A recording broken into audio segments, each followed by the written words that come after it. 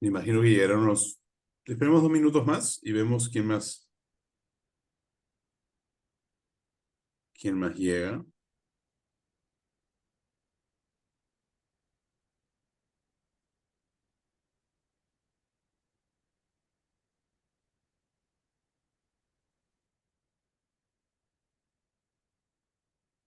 Si no, bueno, me imagino que sí, esperemos unos segunditos más.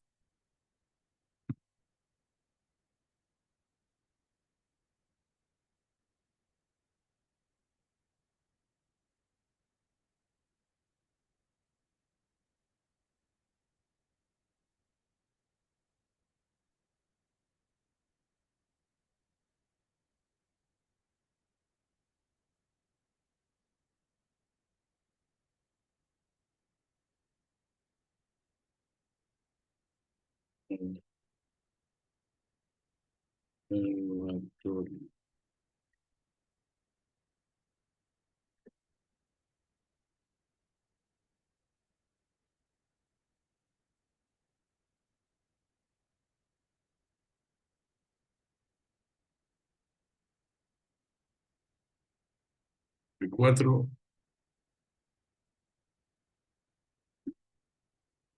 Creo que también se va a unir Janina Jiménez, pero esperamos un ratitito a que...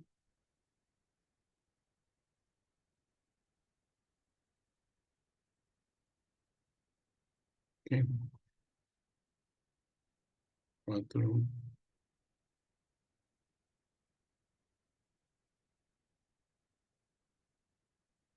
Bueno, siendo las 8:05, vamos comenzando, porque la gente entra, sale, se va uniendo. Es un placer estar acá y estar con Roberto Ponce, que es, corrígeme si me equivoco, es el director del Centro de Sustentabilidad Empresarial de la Facultad de Economía y Negocios de la Universidad de Desarrollo en Chile.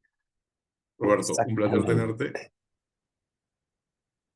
Cuéntanos qué es el centro, vamos por lo básico, ¿qué es el Centro de Sustentabilidad Empresarial de la Universidad del Desarrollo en Chile? ¿Qué hacen? Bueno, que hacemos muchas cosas.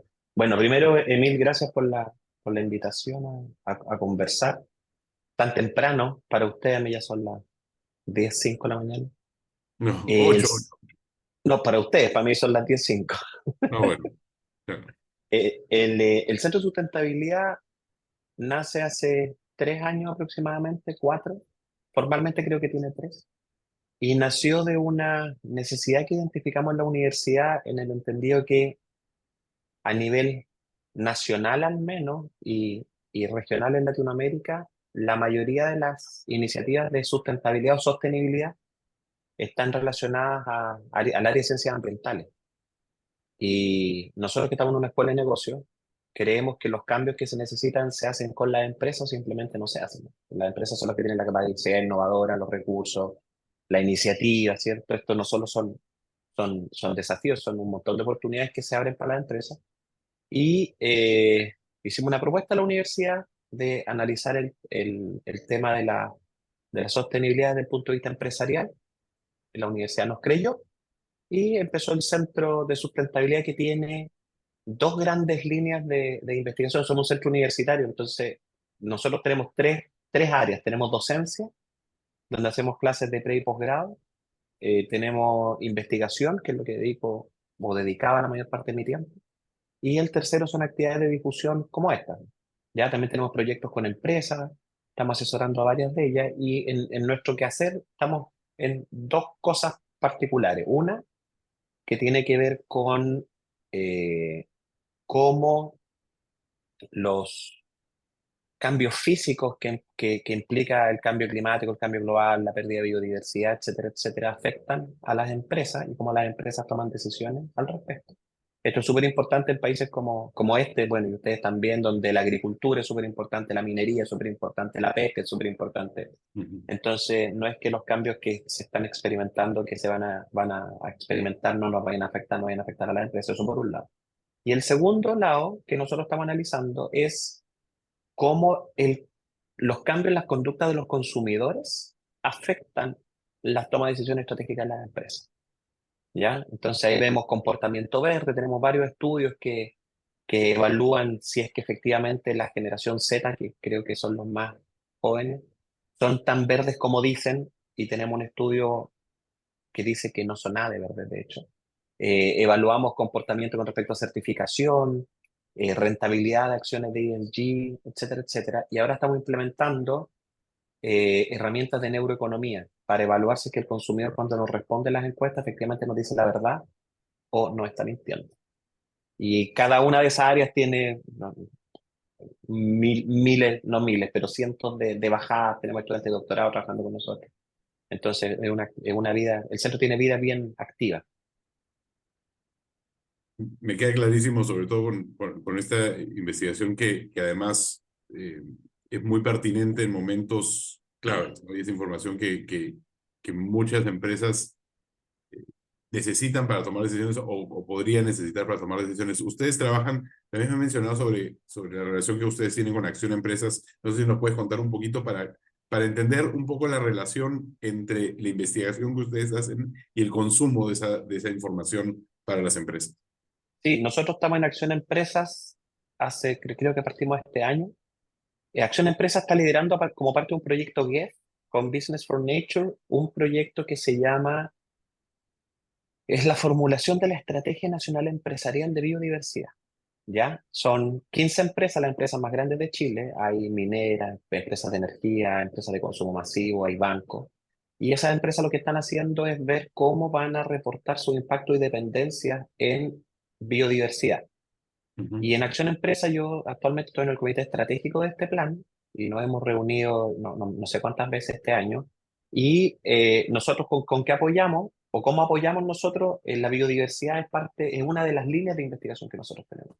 Entonces, en definitiva, en esta estrategia, nuestro apoyo en la definición tanto de yo particularmente he participado en el eje del eje financiero y en el eje de gobernanza, y ahí uno trata de aplicar lo que nosotros investigamos en el día a día, en términos de cuáles son los incentivos, ¿cierto? Cuáles son las métricas, cómo hago que los bancos se involucren, por qué es importante que los bancos se involucren, etcétera, etcétera. Entonces, lo que nosotros tratamos de hacer en general con proyectos con empresas, como la actividad de extensión y como esta de acción empresas que estamos participando, es que haya una sinergia entre el conocimiento científico que nosotros generamos y la necesidad que pueda tener un factor en particular. Ese es como la visión que nosotros tenemos. Y esa visión se traduce a la acción, o sea, encuentran de que hay interés de las empresas. Obviamente, ya estando involucrado en acción de empresas, automáticamente te genera, o sea, ya eres una empresa que está por lo menos conectada, interesada en esa información, pero sí se da esa sinergia que ustedes buscan. No, se da no solo con Acción Empresa, que es como la parte obvia, también nosotros tenemos mucha experiencia en análisis económico de normas ambientales y aquí la regulación funciona que el Estado pone una norma ambiental y tiene que justificar por medio de un análisis costo-beneficio que esa norma es beneficiosa para la sociedad.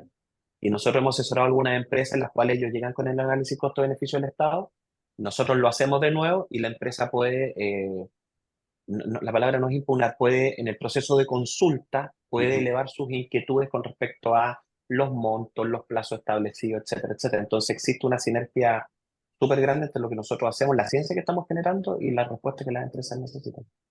Eso suena muy bonito, no solo la participación entre empresa y Estado, sino que hay una justificación de las acciones del Estado en temas legislativos, o sea, la explicación de por qué hacen las cosas, cosa que aquí lamentablemente no tenemos. Pero en nuestras conversaciones, y les voy a contar a todos, nosotros hemos conversado ya unas 3 o 4 veces. En un momento, Roberto estuvo en Lima, entonces aprovechamos para vernos y nos dimos cuenta que nuestros países no son tan diferentes como uno cree, pero hay cosas muy particulares en las cuales sí somos muy diferentes. Y el tema del reporting y el tema de la parte legal sí es muy diferente. Cuéntanos un poquito por qué.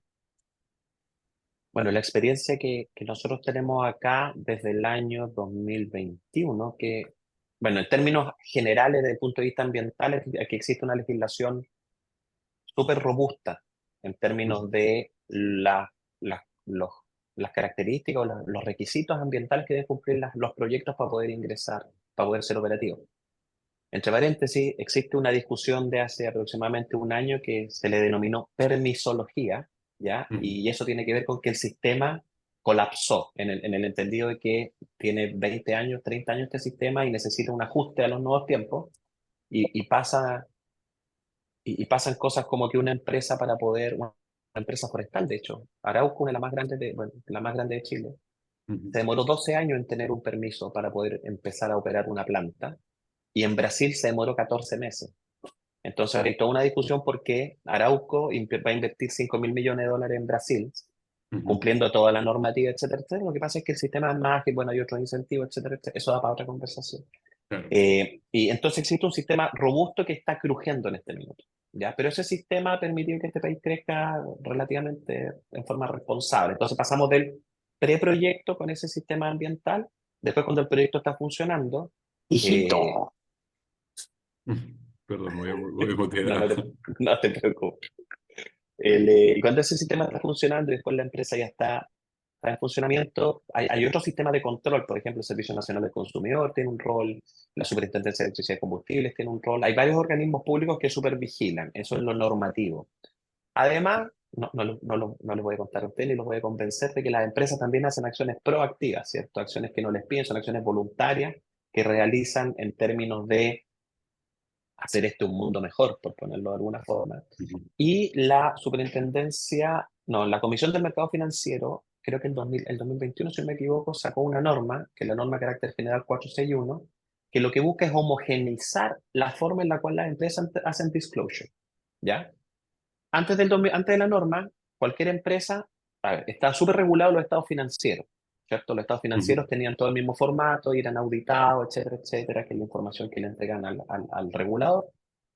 Y con eso se supone que los inversionistas toman las mejores decisiones. Y cada empresa generaba un reporte de aspectos no financieros como mejor le parecía. Y eso, esa heterogeneidad de información, en definitiva, lo que generaba era ruido en el mercado. Porque no había una estructura clara, no habían parámetros comunes, los informes o las memorias no, los informes de ese tipo, los reportes de sustentabilidad no eran comparables. Y el regulador en este escenario, en este río revuelto que había, en el cual siempre los regulados van más rápido que el regulado, decidió sacar esta norma que básicamente lo que dice es, ahora ya no se llaman estados financieros, sino que se llama memoria integrada. Y la ujú. memoria integrada incluye a los aspectos financieros como los no financieros, y dentro de los no financieros usted tiene este índice que cumplir, ¿ya? Y el primer periodo de cumplimiento fue el año pasado, donde se regularon las empresas más grandes. 74 empresas son las que hicieron la entrega de sus reportes en junio, mayo, junio de este año, y estamos avanzando hacia lo que se está haciendo en términos internacionales, en términos de los reportes. O sea, la Unión Europea tiene un sistema similar, Estados Unidos tiene un sistema similar, y estamos tratando de homogenizar. Estamos recién comenzando este largo viaje del reporte y la transparencia. Yo creo que es súper positivo para la empresa y para los consumidores, sobre todo. Y qué tal les fue? Cuando conversamos ayer me dijiste que la primera entrega no fue, digamos, de las más óptimas, por ponerlo así. Lo que pasó, de hecho, ayer estuve buscando, porque yo supuse que me iban a grabar, entonces tengo que defender todo, tengo que ser capaz de defender todo lo que voy a decir aquí. Y encontré una evaluación que hizo la Comisión del Mercado Financiero de los reportes, y la Comisión del Mercado Financiero dice, primero, que las memorias son extensas y poco claras, Ujú. ¿ya? De hecho, estuve revisando un estudio y hay memorias de 700 páginas. Entonces la Ya, pregunta poco es, claras y extensas. ¿tanto tiene que reportar que necesita 700 páginas para reportar? Eso es lo primero, poco claras. Y lo Claro. segundo, otra de los comentarios, bueno, hace muchos comentarios más, pero el segundo que creo que es súper importante es que se requiere un sistema que permita verificar la información que la empresa entrega. En este minuto los estados financieros son verificables, ¿cierto? A través de las consultoras, Ujú. pero la información no financiera no, como está en el formato actual, no hay un mecanismo de verificación. Entonces, ¿qué es lo que pasó? Dado esto, la superintendencia, o disculpa, la Comisión de Mercado Financiero lo que hizo es que llamó consulta a esta norma para poder hacerle los ajustes que hay que hacer en vista a lo que las empresas reportaron. Y esa sobrereacción, porque claramente es una reacción, vamos a mandarle todo lo que tenemos y a ver si cumplimos con las expectativas, es por falta, digamos, Si uno está confiado en lo que está reportando, uno hace un reporte eh, pequeño. Si uno no está tan confiado en lo que está reportando, uno lo llena con 700 dentro de 700 páginas. Es un tema de desconocimiento de las empresas, es un tema de desconfianza del sistema de las empresas y pensando un poquito más allá, creo que la pregunta que tenemos todos es cómo pueden hacer las empresas para reportar de manera eficiente, de contar sus éxitos y contar cumplir con sus objetivos sin caer en esos documentos que son muy difíciles de entender. Yo creo que hay varias, aquí se mezclan demasiadas cosas. La Mm, primera es que es un sistema nuevo y por lo tanto esto es un proceso de aprendizaje. Esto va a tener una curva de aprendizaje donde todos esperamos que las empresas lo hagan cada vez mejor. Esa es la primera cosa.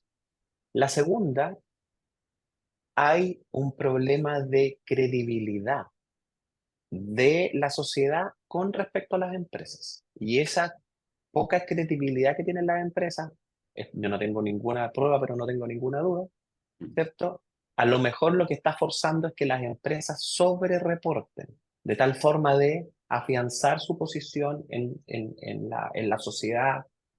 Más que en los inversionistas, yo creo que en la sociedad en su conjunto existe una alta eh, falta de confianza en las empresas actualmente en Chile. Y esto viene de una historia muy larga de errores que se cometieron, no por todos, por unos pocos y muy pocos, pero lamentablemente los afectó a todos. ¿Ya? De hecho, nosotros tenemos un estudio que indica que mientras más conocen a una empresa, menos le creen. Entonces, eso nos dice algo con respecto a la historia que han tenido algunas empresas en Chile. Y eso lo que está motivando es a que las empresas sobre-reporten, ¿cierto? Y al final entramos en un círculo vicioso donde sobre-reportan, todos saben que sobre-reportan, la credibilidad baja, como baja y la quieren recuperar, vuelven a sobre-reportar, y esto va a ser un never-ending hasta que el regulador no diga esto es lo que tiene que reportar, porque en este minuto el regulador lo que dice es este es el tipo de información que tiene que reportar, pero no hay requerimientos específicos. Entonces, mm, en términos académicos, nosotros nos preguntamos qué interesante que lo que las empresas reportan es lo que las empresas no reportan. claro. Pero para eso tienes que Y leer 700 páginas. eh, exactamente. Voy a... Isabela Ángelo está levantando la mano, así que y es un buen momento para decirle que cualquiera puede levantar la mano en cualquier momento y hacer preguntas. Buenazo, sí, súper, gracias, Emil, gracias Roberto. Yo tenía una pregunta porque, a ver, sí, de acuerdo que los reportes son larguísimos y que en verdad lo leen tres gatos, porque nadie realmente se sienta a leerlos, ¿no? De hecho, el otro día tuve una reunión súper buena con un inversionista que había leído todo el reporte y yo, más que me cuestione, estaba emocionada de que lo había leído, ¿no? Pero hay un tema que hay un montón de estándares internacionales. Entonces, por ejemplo, Ujú. yo alineo mi reporte al CSA, a GRI, a SASB, para asegurarme de no hacer un doble trabajo, de publicar un segundo documento con todas las cosas que me pide el CSA, ¿no? Que eso es algo bien importante para mis inversionistas porque somos empresa pública. Entonces, el CSA tiene esta forma de trabajar de que si no tienes la frase, si no tienes el número, si no lo pones, no te lo cuentan, ¿no? Entonces, un poco es el balance entre, sí, ok, yo me encantaría tener un reporte light, 10 páginas y ya, porque si no nadie lo lee, ¿no? Digerible, sencillo, pero claro, también hay todos estos estándares internacionales que es importante cumplir, entonces, no sé si tienes una recomendación por ahí. La norma en Chile no es que exija, pero sugiere, ya yo no estoy seguro si la palabra es que es una exigencia o una sugerencia con muchas ganas, sugiere ocupar los SASB y alinear los reportes con el TCFD. Ya ese es como son los grandes paraguas de reporte que tienen. Lo que pasa es que la empresa tiene que elegir su materialidad en definitiva, porque yo entiendo la flexibilidad que tiene que existir, porque cada negocio comprende cómo funciona y por lo tanto la materialidad es súper caso específica. Pero lo que no puede pasar, aquí ya desde la comodidad de mi escritorio, ¿cierto? Lo que no puede pasar es que dos empresas de retail que están en el mismo negocio, que venden los mismos jeans, tengan reporte una de 100 páginas y la otra de 400 páginas. Eso es algo que no solo se explica por esta sobrereacción, que es más o menos lo que decía Emil, que esta necesidad de, de no actuar en forma estratégica. ¿Ya? De hecho, nosotros nos hemos juntado con varios directores de empresas grandes acá, que también hacemos desayuno, teléfono apagado, puerta cerrada y conversar las cosas que uno no puede conversar casi nunca a esta altura. Y resulta que ahí los directores nos señalaban que uno de los problemas que ellos ven es que las empresas están reaccionando a las demandas. No hay una acción proactiva y en esa reacción cae en esta diferencia entre un reporte de 100, 150 páginas de la empresa A y el otro de 400 páginas cuando es la misma empresa. Entonces, debemos avanzar hacia una visión más estratégica del reporte. Porque en este minuto el reporte es ruido blanco para los inversionistas, porque con 700 páginas, con todos los indicadores GRI que existen, y yo se los pongo todos los que me corresponden a mi industria, no estoy entregando información. De hecho, hay un estudio que evaluó la calidad de los reportes y en la parte de los riesgos no financieros, déjenme mirar el número porque se me olvidó, en la parte de los riesgos no financieros, un 70% de las empresas no informaron sobre esos riesgos. Entonces, ¿cómo yo lo entiendo? ¿Que esas empresas no tienen riesgos no financieros? ¿Que las empresas no saben? O a lo mejor el riesgo que descubrieron era tan grande que mejor no reportemos y esperemos a que nos pregunten, porque también está que hay un juego estratégico en el otro sentido, ¿cierto? Pero lo que nosotros observamos en general es una falta de visión estratégica de estos temas, y eso tiene que ver con una desconexión entre la parte operativa, la parte gerencial y el directorio, y cómo esto se alinea de tal forma de tratar de extraer valor, porque hay un montón de valor en estas acciones. Entonces la pregunta es, ¿quién va a quedarse con ese valor? ¿Se va a quedar el regulador? ¿Se va a quedar la empresa? ¿O se lo va a quedar el consumidor? Y en este juego, por esta torta que es el valor, las empresas creo que tienen las de ganar. Pero yo entiendo que esta es una de las 500 preocupaciones que tienen las empresas. O sea, las empresas están lidiando con reguladores, con clientes, con inversionistas, y ahora les ponen estas otras acciones que cumplir y es un quilombo, puede ser un quilombo. Y también hablamos, gracias Isa, no sé si respondió la pregunta. Genial. Ayer también hablamos un poco sobre, mencionaste el TCFD, que es un set de indicadores, pero también hablabas del Climático. TNFD, que es otro set de Sí. indicadores. Y ahora hay A otro que salió medida en que, septiembre. claro, entonces lo que está pasando es, y corrígeme si me equivoco porque no es, definitivamente no es mi tema, es que hay no tan solo un set amplio, sino que a medida que vamos avanzando, a medida que se incluyen temas como biodiversidad en los indicadores, el número de puntos que la empresa tiene que informar o trata de informar se ha aumentado exponencialmente. Lo que está pasando es que se está moviendo todo al mismo tiempo y muy rápido. Ya, partimos con, creo que esto lo conversamos cuando nos vimos en Lima, que yo te decía, los temas climáticos son del pasado, del año 2021. Es como que ya, temas climáticos ya pasó.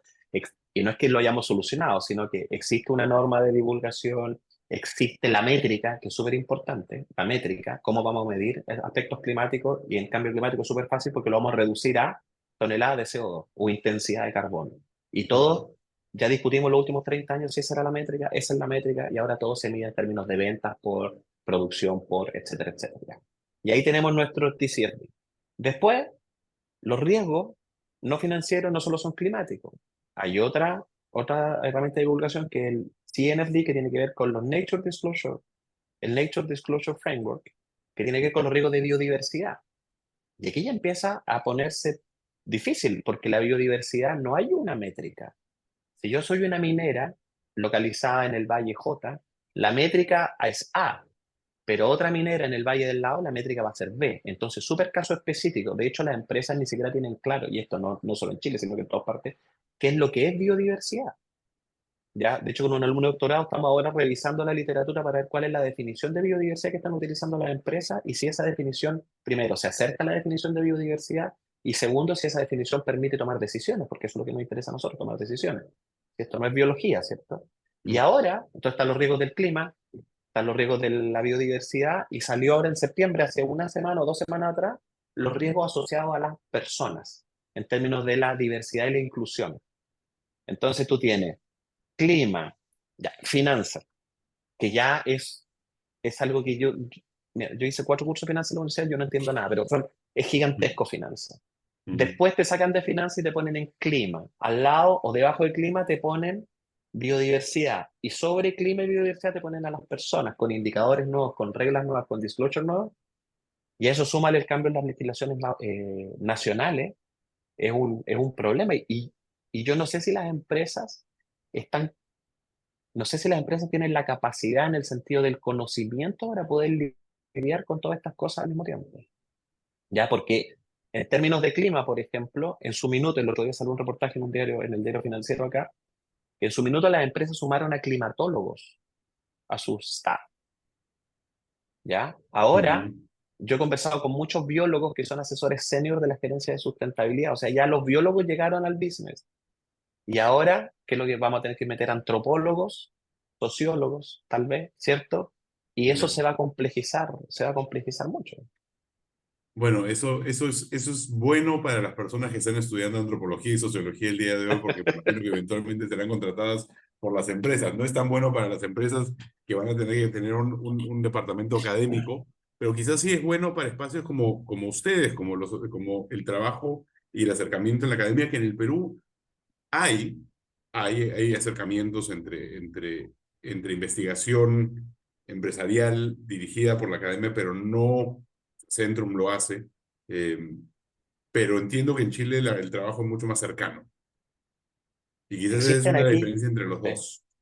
aquí existen varias iniciativas. De hecho, la Universidad Católica está súper fuerte con empresas. La Universidad Adolfo Ibáñez está súper fuerte con empresas. La Universidad de los Andes está fuerte con empresas. Nosotros.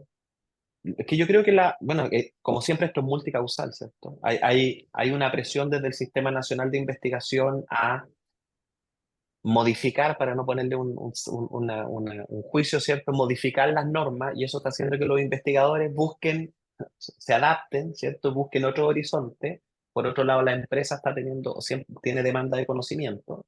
Ujú, Y yo creo que en estos temas de sustentabilidad, cambio climático, diversidad e inclusión, yo creo que aquí las universidades juegan con ventaja. ¿En qué sentido? Eh, los temas son tan o pueden ser tan controversiales que estar apoyados por una universidad puede ser una buena idea, ujú. ¿ya? Y yo creo que, visto así, las consultoras tienen un desafío que cumplir, porque las consultoras, o sea, se han destapado 500 escándalos con las consultoras en aspectos financieros, que se supone que era lo único objetivo que nosotros sabíamos.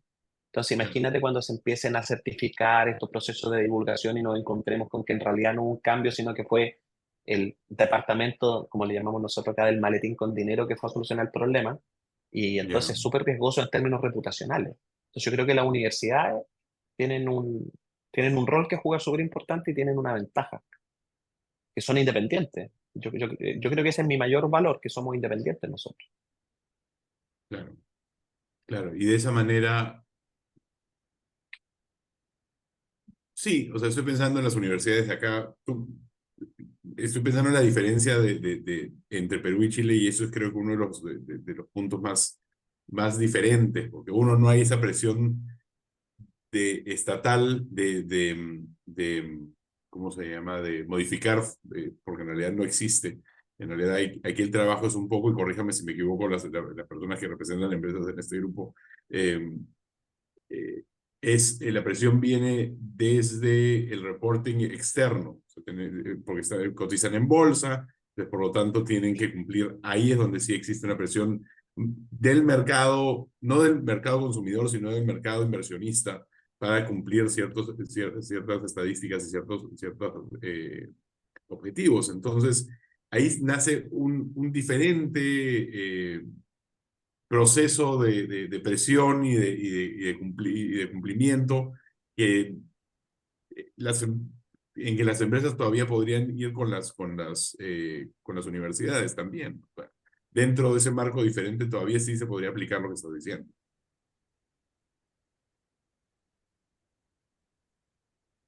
Yo lo que veo el desafío para las universidades, disculpa Alex, solo un punto, el desafío de las universidades y que esto no se enseña en la universidad, es cómo yo adapto mi lenguaje al lenguaje que es útil para las empresas. Y de hecho muchas veces me han dicho que el problema de nosotros es que somos muy académicos. Entonces yo no sé cómo interpretar eso, soy muy académico, eso para mí es un halago. ¿ya? Pero obviamente Claro. en este nuevo rol que tengo como director del Centro de Sustentabilidad, no es tan halago porque hay una desconexión en definitiva entre la academia y la empresa. Y nosotros en el centro lo que estamos tratando de hacer es generar un puente de tal forma de cruzar, de cerrar esa desconexión, ¿ya? Que va desde el lenguaje hasta los tiempos. O sea, los tiempos de la empresa siempre es para ayer y los tiempos de la universidad siempre son para un año más. ¿Te fijas? O sea, mis investigaciones demoran 3 años y si no Claro. resulta, da lo mismo, porque es parte del capital de riesgo que el Estado, la sociedad puso para que yo juegue, entre comillas, ¿cierto? Hacerme preguntas y respondérmelas. Pero la empresa necesita la respuesta para ayer. Entonces hay muchos desafíos para poder entablar esta conversación. Alex tenía una pregunta. Hola, Emilio. Muy buenos días. Gracias por esta oportunidad, Roberto. Gracias por la muy buena charla y conversación. Pronto, en unos meses, cumplo 2 años en L+1 y una de las cosas a las que me he dedicado a entender desde el punto de la sostenibilidad, que yo conocía muy poco hasta antes de entrar a L+1, era el dolor de las empresas para sacar esos reportes de sostenibilidad, ¿no? Y cómo la tecnología y la innovación puede agregarle valor a estas empresas, a estas organizaciones. Mi pregunta va un poco en el sentido si tú conoces de alguna experiencia directa o indirecta de cómo se usa o se podría usar allá en Chile para ayudar a las empresas y organizaciones a agilizar la elaboración de estos reportes. Yo lo que veo aquí en Perú, por lo menos las empresas con las que he conversado y contactado, es que los sistemas que tienen las empresas aquí en Perú no están alineados para la elaboración como un objetivo de estos reportes. Entonces, se pueden demorar 4, 5, 6, 8 meses en la elaboración de ese reporte anual porque recogen información tanto interna como externa y la externa incluso es mucho más dolorosa. Esa por un lado, entonces me interesaría conocer cómo lo manejan, cómo lo ven, si hay una cultura organizacional allá de a la hora de armar sistemas de información en las organizaciones, tienen en cuenta que en algún punto del año van a tratar de sacar, o de todas maneras van a sacar un reporte y ese reporte se basa en muchas fuentes de información internas y externas. Y por otro lado, hablando de lo que decías de esos reportes de 600, 700 páginas, no sé si se está considerando soluciones que ya hoy ya se usan en algunos casos. Existen los que se llaman los live books, o living books, libros vivos, que básicamente son libros digitales que se van actualizando con información en la medida en que se van produciendo y actualizando, o bots de inteligencia artificial generativa que te permiten ya no leer 700 páginas de un reporte, sino en lenguaje natural, interactuar con ese reporte y tú extraer lo que finalmente sea de utilidad para ti, ¿no? Sí, gracias Alex por la pregunta. Dos cosas. Yo creo que, a ver, el hecho, ninguna empresa se va a sacar el dolor de hacer un informe de sostenibilidad o una memoria integrada, como se denomina acá. Eso es imposible, ¿ya? Es doloroso, es súper doloroso. Implica tiempo, implica mucho tiempo. Implica un montón de recursos, implica un montón de recursos. O sea, no hay un atajo para eso. ¿Cuál es la diferencia que yo veo entre empresas con las que me ha tocado interactuar? Es la posición estratégica que tiene la sostenibilidad dentro del gobierno corporativo. Nadie se va a preguntar o va a cuestionar que haya un departamento entero de finanzas dedicado a sacar la memoria integrada que se le va a presentar a los inversionistas, que implica recoger números de todas partes, más internos que externos. ¿Por qué? Porque la finanza está en el core de la organización. El problema es que aquellas empresas en las cuales la sustentabilidad no está en el core, este tipo de procedimientos son considerados como un costo. Ya no son considerados como parte de las actividades que la empresa tiene que relacionar. Entonces, aquellas empresas que tienen la sostenibilidad más cerca de su core business, en el entendido de la toma de decisiones estratégicas, este costo no es que sea menor, sino que es entendido de otra forma. Es parte del espíritu de la empresa tener que reportar estas cosas. ¿Y cómo se generan los sistemas? Bueno, las empresas se han tenido que adecuar, ¿cierto?, en estos sistemas y eso ha tomado años. O sea, hay una empresa forestal con la que nosotros hemos estado conversando que nos comentaba justamente el cambio que tuvo que generar en el sistema de recolección de información para poder cumplir con estos reportes anuales de una forma más eficiente y eficaz. Y eso implicó desarmar todo lo que había, ¿ok? La parte no financiera, y armarla en términos de cuáles son los stakeholders a los cuales le tenían que pedir y los stakeholders a los cuales le tenían que reportar. Y esa experiencia yo conozco solo una de una conversación que tuvimos con una empresa en particular. Esa es una cosa. Lo otro, con respecto al uso de inteligencia artificial o de herramientas informáticas, yo creo que el punto no es si uno puede o no puede procesar las 700 páginas, porque obviamente después de que leí un reporte de evaluación, subí el archivo a ChatGPT ayer y le pregunté a ChatGPT si es verdad lo que había leído en un informe, en un resumen, y me demoré 5 minutos en que me entregara la información correcta. La pregunta es, ¿una empresa requiere 700 páginas para reportar lo que es relevante de reportar o no? Yo creo que ahí está la pregunta. Y la pregunta implica mirarse hacia adentro y decir, ¿qué es lo que tengo que reportar y qué es lo que quiero reportar? Y esas son dos preguntas distintas. Y eso tiene que ver con muchas cosas, entre ellas la legitimidad, que es un problema que nosotros hemos estado estudiando durante los últimos 2 años. Entonces, ¿qué es lo que veo yo? Que este es un problema, no es un problema, es un desafío, ¿cierto? Que va a estar todos los días, todos los años acompañando a la empresa, y este desafío solo se va a poner cuesta arriba. Clima, finanzas, clima, biodiversidad, personas.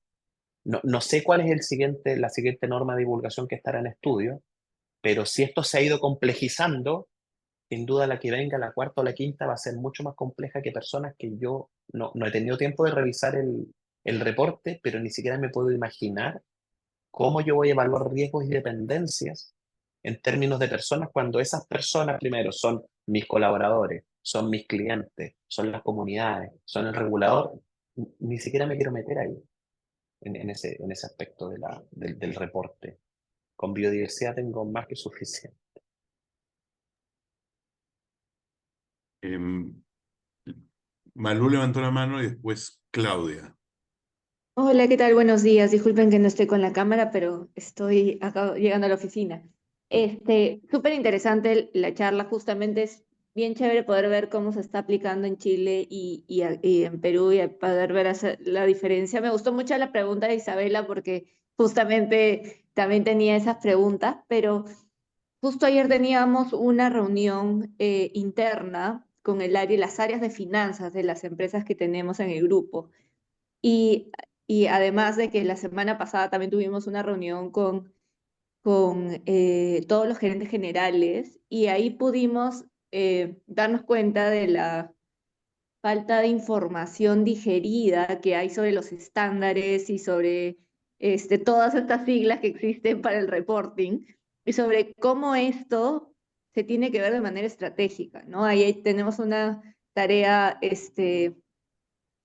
no difícil, pero sí es retadora, para poder, como decir, esto va a sonar horrible, pero tal vez alfabetizar sobre estas siglas, ¿no? Sobre la importancia, cómo es que se tienen que tomar los riesgos climáticos, los riesgos sociales dentro de la estrategia y cómo este cierre de brechas relacionados tanto no solamente al reporting, sino también a las buenas prácticas que se tienen con los diferentes estándares, se tienen que ir aplicando, ¿no? Pero así como hay desconocimiento por un lado, hay mucho interés para poder saber qué hago con esto, ¿no? ¿Cómo lo incluyo dentro de mi gestión, dentro del área de recursos humanos, el área de finanzas, el área de el comité que ve diversidad e inclusión? Pero sí creo que creo que hay tal vez un ente importante para poder hacer digerible esta información y poder ayudarnos a hacerla pública internamente es la universidad, porque justamente ellos tienen metodologías para hacerlo, ¿no? Entonces, nada, era un comentario sobre eso.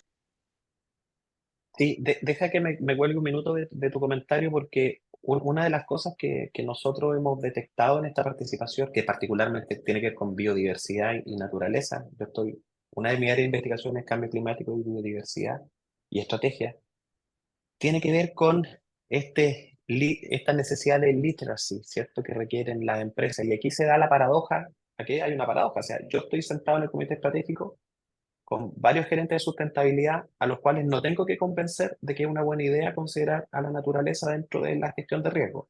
Yo no los tengo que convencer. Probablemente yo bajo al nivel del gerente de producción y él se da cuenta que la biodiversidad o la naturaleza es un problema en su día a día, con el que tiene que lidiar. Y yo bajo el nivel de operario y probablemente el operario también sabe que cualquier error que cometa puede terminar en un derrame en un río o cualquier daño que va a traer problemas a la organización. El problema es que cuando yo subo o salgo del gerente de sostenibilidad y trato de llegar al directorio, ahí no hay una brecha, hay un mundo. Hay un mundo de diferencia entre lo que sabe el gerente de sostenibilidad y lo que puede saber el director, incluso aquellos que están en los comités específicos. Y ahí, una de las cosas que nosotros hemos levantado es la necesidad de hacer un curso que estoy pensando ponerle casi como Literacy Course in Biodiversity and Business, donde va a partir de 101, primero, qué es lo que es biodiversidad para un biólogo y qué es lo que es biodiversidad para una empresa, por qué es importante la biodiversidad, cómo la biodiversidad te afecta. Básicamente este pensamiento sistémico, ¿cierto? Que un director yo creo que tiene pensamiento sistémico súper desarrollado, pero lo que pasa es que le faltan sistemas, ¿no? El director sabe lo importante que son los reguladores, los colaboradores, en las otras partes del gobierno corporativo y los clientes. Lo tiene súper claro y tiene claro cómo interactúan. El problema es que le falta un sistema y en el caso del área que yo investigo particularmente es el área de sostenibilidad. Y ahí hay una oportunidad gigante para las universidades y también un desafío porque yo no puedo llegar a un directorio a hacer un curso de Biodiversity 101 como hago clases de doctorado, ¿cierto? Porque el directorio no me va a invitar nunca más porque resulta que estoy hablando un lenguaje que no es propio de, no es que no lo entiendan, es que no les va a hacer sentido. Y una de las cosas, esto lo comentamos con Emil cuando nos juntamos, estamos diseñando ahora un curso para gerentes y directores, son dos cursos distintos, sobre Business and Nature, y que lo queremos lanzar el otro año acá. Y el objetivo es justo, no queremos más que es un curso de negocios y naturaleza 101. Obviamente, si hay una empresa que fabrica zapatos, probablemente esto no es tan interesante, pero una pesquera, una minera, una forestal, el sector agrícola, las empresas sanitarias, proveedoras de agua, yo creo que es más que interesante este tipo de cursos. Y algo que estamos empujando, y en Chile, de hecho, hay una iniciativa que está súper buena y ha tenido muy buena recepción, que es la del IDC, del Instituto de Directores de Chile, que está haciendo un curso creo que más enfocado a cambio climático, está como Chapter Zero. Net Zero, eso, el del Chapter Zero, gracias. El Chapter Zero, que justamente es lo que vamos a armar nosotros acá dentro del L+1 para Perú. Así que ahí... pero antes de entrar en ese punto, quiero darle la palabra a Claudia, que creo que también está esperando. Pero regresamos a directorios después, pero primero vamos con Claudia. Gracias, gracias Emil. Bueno, gracias Roberto, súper bueno y necesaria esta exposición. Yo quería dar un comentario más desde mi experiencia, que estoy del otro lado, ¿no? O sea, yo asesoro dentro de la consultora que gestiono, asesoro empresas para que puedan tener sus reportes de sostenibilidad, ¿no? Entonces es como que quería dar mi opinión porque estoy al otro lado de la mesa y lo que siempre vemos son muchas de las cosas que tú has dicho, ¿no?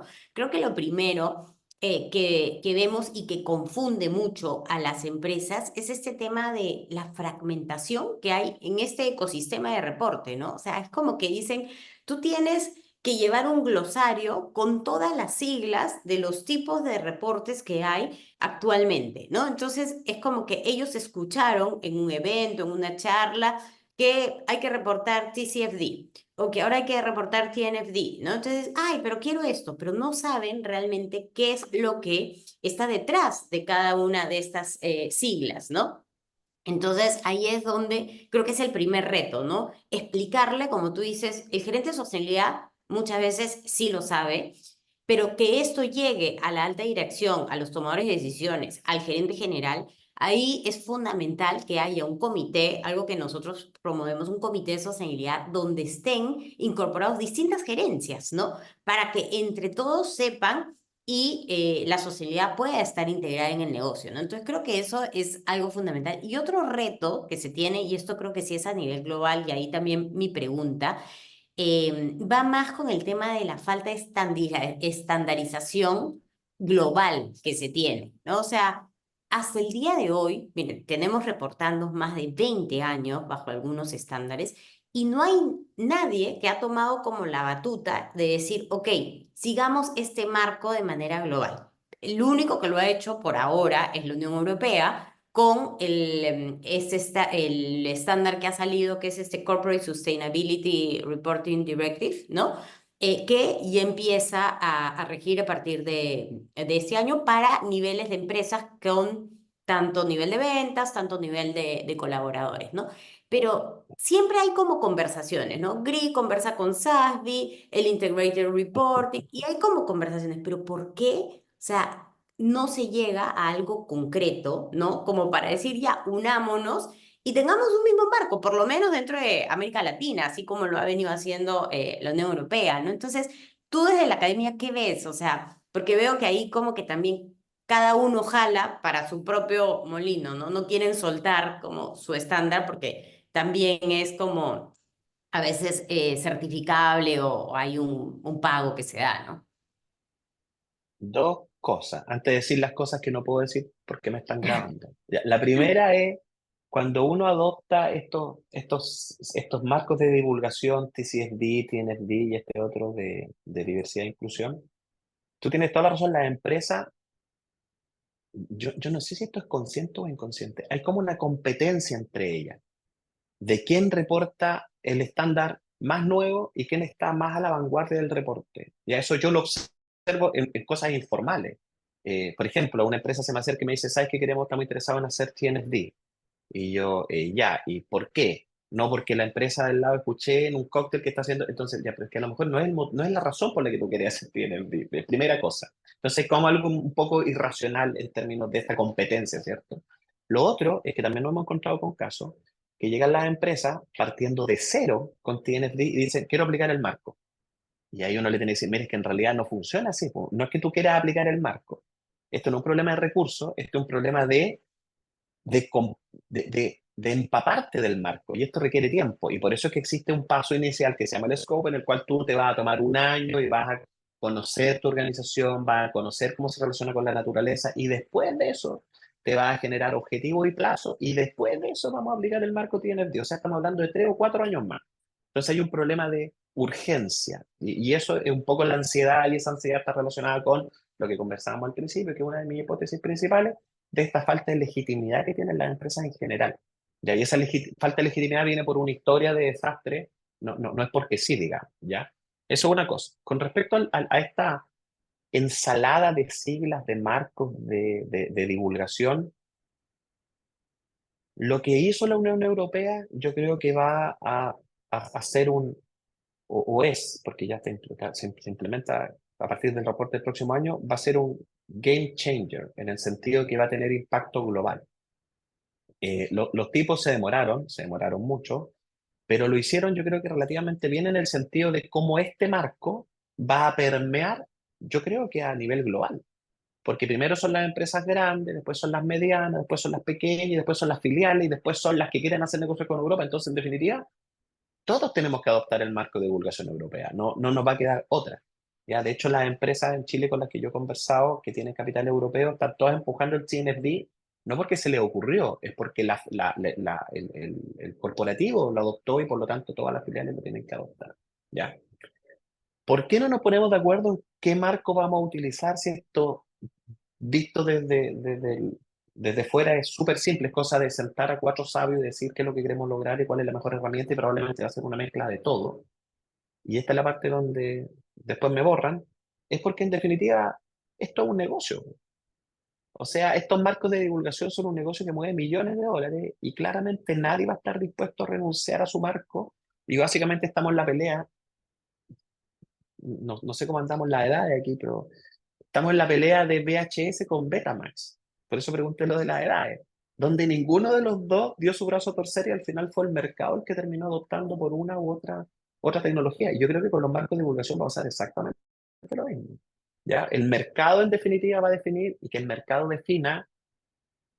Yo tampoco creo que sea una decisión libre como de película, ¿cierto? De libro de clase, sino que esto está lleno de intereses creados y al final va a ganar el que tenga la mayor posición, la mejor posición estratégica nomás. Y lo bueno es que en el marco europeo va a dar cierto orden de reporte. Y dentro de ese orden va a haber el desorden que ya conocemos, pero por lo menos va a estar encapsulado ese desorden. Así lo veo yo. No soy muy optimista al respecto. No, hay este chiste, este cómic que se llama XKCD que dice, situación, hay 14 estándares que compiten. Y dicen, ¿cómo es posible que hayan 14 estándares? Hay que crear un estándar que cubra a todos. Y después dicen, poco después hay 15 estándares que compiten, ¿no? Entonces, porque no se hablan entre sí y las buenas intenciones no te llevan a eso. Tenemos 7 minutos para cumplir con los tiempos, pero quería entrar un poco a este tema de los directorios. Eh, Esta distancia que tú ves entre el directorio y las gerentes, porque dijiste que los gerentes sí entendían, todo estaba perfectamente claro y llegabas acá y había esta brecha de conocimiento. Los de El directorio, sostenibilidad entienden, los de sostenibilidad los son de los gerentes sostenibilidad, finales. claro, Sí, sí, sí. porque finanzas sí lo entienden perfectamente. Es un tema generacional, es un tema de formación, es un tema de que estos temas no se manejan, digamos, una persona que ha sido director por muchos años de una empresa recién en los últimos 5 o 10, quizás ha visto temas de sostenibilidad y no tiene la formación. Es un tema de formación, es un tema de interés, es un tema de que la misma empresa, digamos, al, o sea, pensando en empresas que sí tienen el core de sostenibilidad, perdón, la sostenibilidad dentro del core de la empresa, eh, o sea, es el huevo o la gallina. ¿Cuál viene primero? El directorio informado o la empresa que busca directores que estén alineados con su propósito? Hay varias cosas. Primero es generacional. Bien. Ya, yo a mi papá hay cosas que simplemente no va a entender. Y no es porque no la, es que hay una brecha. ¿Ya? Y hay cosas que mis sobrinos no van a hacer que yo entienda, porque hay otra brecha. Primero es un problema de generación. Ujú. Segundo, hay un problema de formación. Esos directores, que son los más de mayor edad, ¿cierto? Fueron formados en otra métrica, la métrica financiera, la métrica del WACC, ¿cierto? El valor de la empresa. Esa es la formación que tienen. Eso es lo segundo. Pero además de eso, yo creo que juegan un rol, pero hay otro aspecto que yo creo que es fundamental, que es una falta de lenguaje común incluso dentro de la organización. Durante mucho tiempo, los gerentes de sustentabilidad, y aquí disculpen la caricatura, pero hablaban en términos de pájaros y peces, ¿ya? Y un gerente de finanzas no entiende ese lenguaje, no entiende el lenguaje de pájaros y peces, porque ¿qué es lo que es un zoológico? No, un zoológico es una empresa, entonces tienen que ver los pájaros y los peces. ¿Cómo yo auno un lenguaje en términos de que tenga sentido tanto para el gerente de finanzas como para el gerente de sostenibilidad? Y yo creo que estos mecanismos de divulgación, en particular, con el que yo estoy más cerca, que el TNSD y el TCSD, generan ese lenguaje común, ¿ya? En el cual el gerente de sostenibilidad entiende que hay que tener métricas y que esos pájaros o esos peces o esos árboles tienen sentido, no solamente un sentido per se, sino que tienen un sentido porque es un valor estratégico para la compañía, ya sea protegerlo, ya sea preservarlo o ya sea explotarlo de una forma racional. Y cuando yo entro a conversar en términos de la racionalidad económico-financiera, con todas las limitaciones que eso tiene, ¿cierto? Pero cuando yo entro a conversar en la racionalidad económica financiera, es más probable que el gerente de finanzas no me cierre la puerta de un portazo. Nosotros hemos hecho en la universidad cursos de alta dirección y lo que tenemos son todos los gerentes de una mesa conversando de temas de sostenibilidad. Y el que empieza siempre con peor cara es el gerente de finanzas, que cree que es una pérdida de tiempo, que cree que es un costo, y su mayor queja es, pero es que no me presentan información de una forma que sea útil para mí. ¿Ya? Por ejemplo, hay una empresa X que tiene un problema con la comunidad de cualquier envergadura y eso implica realizar una inversión para mitigar ese problema, ¿ya? Y resulta que llegan donde el gerente de finanzas y el gerente de finanzas no entiende por qué esto es importante, porque no hay una visión estratégica de la relación con la comunidad. ¿Y eso por qué pasa en esa empresa en particular? Es porque el gerente de sustentabilidad no estaba sentado, no había un gerente de sustentabilidad, sino que estaba un escalón más abajo. Y por lo tanto, en las reuniones donde se juntaban a tomar decisiones, el de sustentabilidad no estaba. Entonces hay un problema de lenguaje, hay un problema de generaciones, hay un problema de capacitación, pero en definitiva, yo creo que el que se puede arreglar más simple es esta forma en cómo nos comunicamos dentro de la organización y facilitaría mucho las cosas. Y eso implica volver al origen. ¿Y cuál es el origen? La rentabilidad, pues al final de eso se trata esto. ¿cuánto es la rentabilidad de? Ya, esta es la rentabilidad. Un gerente de finanzas jamás se va a negar un proyecto que tenga rentabilidad de un 8%. Entonces, el punto es cómo yo lo explico. Y ahí el desafío es, de hecho, un colega de Estados Unidos me decía que el mejor negocio que él ve es un biólogo que haga un MBA. Él dice que ese sería una bomba. ¿Por qué? Porque el biólogo entiende todo el mundo cómo funciona, ¿cierto? Pensando en biodiversidad, y haciendo un MBA va a ser capaz de comunicarse en un lenguaje común. Y un biólogo en un directorio, o sea, yo quisiera ese trabajo, lástima que soy solo economista. Claro. De nuevo le estamos dando trabajo en la empresa privada a los biólogos y a los sociólogos también, quizás. No sé, tenemos 2 minutos. No sé si alguien más tiene alguna pregunta, algún comentario para Roberto antes de decirle adiós, que va a ser, esa es la primera de muchas, porque ya nos hemos dado cuenta que aquí hay un valor y además tenemos la suerte de que Roberto puede venir a Lima, viene a Lima relativamente seguido, más seguido de lo que yo voy a Chile. Así que nos podemos ver más seguido.